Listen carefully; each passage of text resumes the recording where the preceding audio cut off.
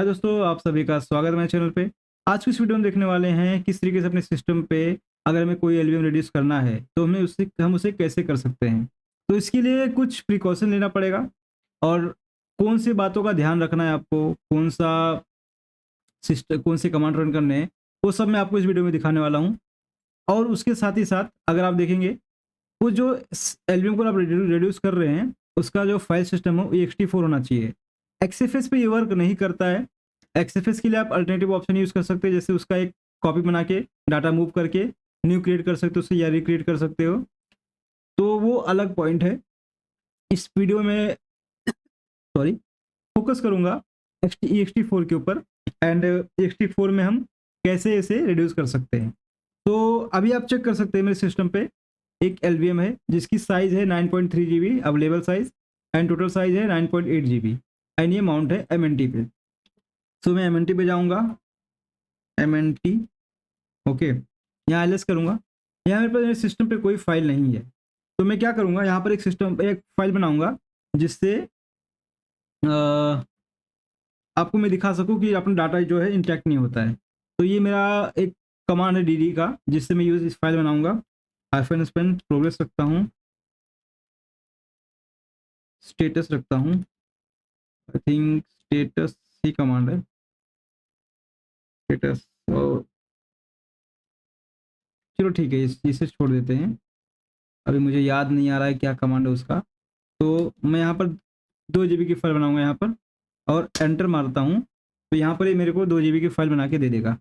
Okay, अब ls करता हूँ मैं यहाँ पर, मेरे पास 2 जीबी की फाइल है टेस्ट इमेज की। Okay, and after df5 test करता हूँ।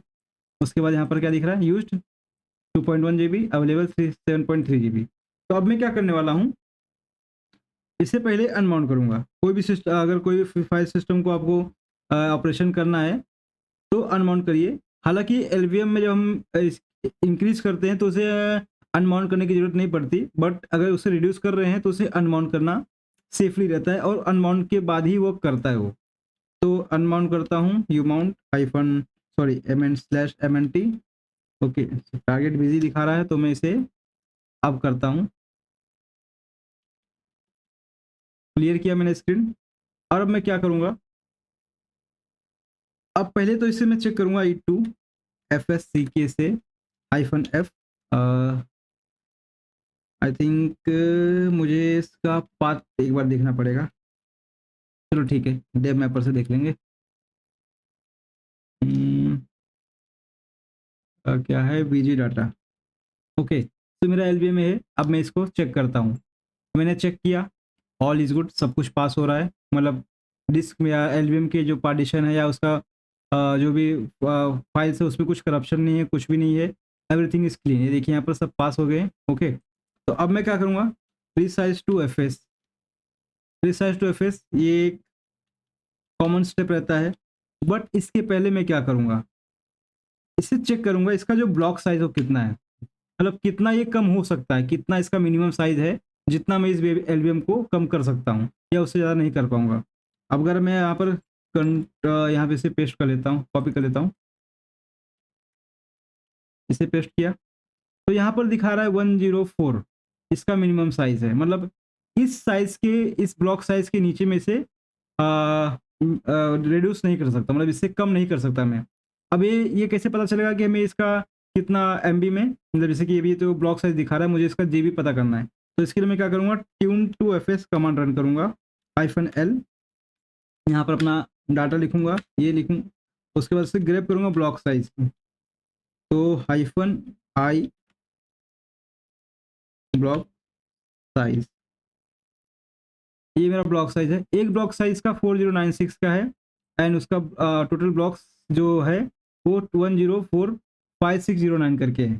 तो अब मैं यहाँ क्या करूँगा, इको करूँगा डॉलर, इसे कैलकुलेट कर रहा हूँ मैं इको से। तो 104 को मैं कॉपी करता हूँ, उसके बाद मल्टीप्लाई विथ 4096, तो टोटल मेरा है 4 जीबी तक मैं इसे कम कर सकता हूँ। ये बाइट्स में दे रहा है, आप इसे कैलकुलेट कर सकते हो।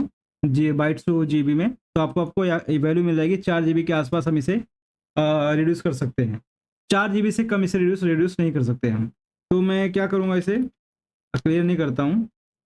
रिसाइज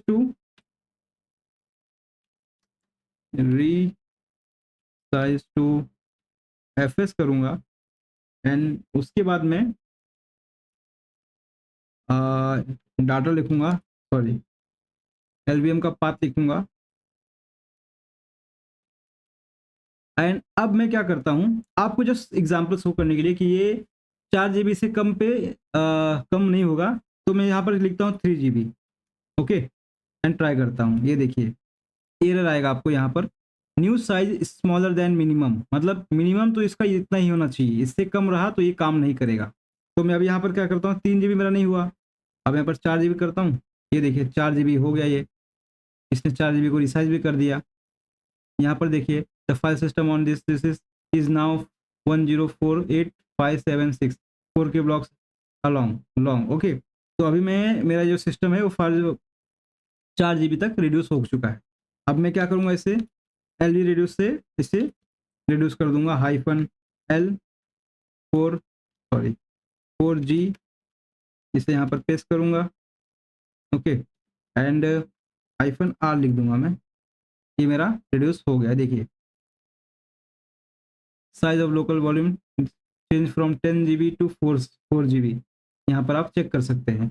और अब मैं क्या करूँगा, इसे माउंट कर दूंगा, कंट्रोल माउंट कमांड MOUNT ये मेरा माउंट कमांड है, इसे माउंट किया मैं। अब df-th करेंगे हम, तो यहाँ पर आप इसका साइज दे सकते हैं।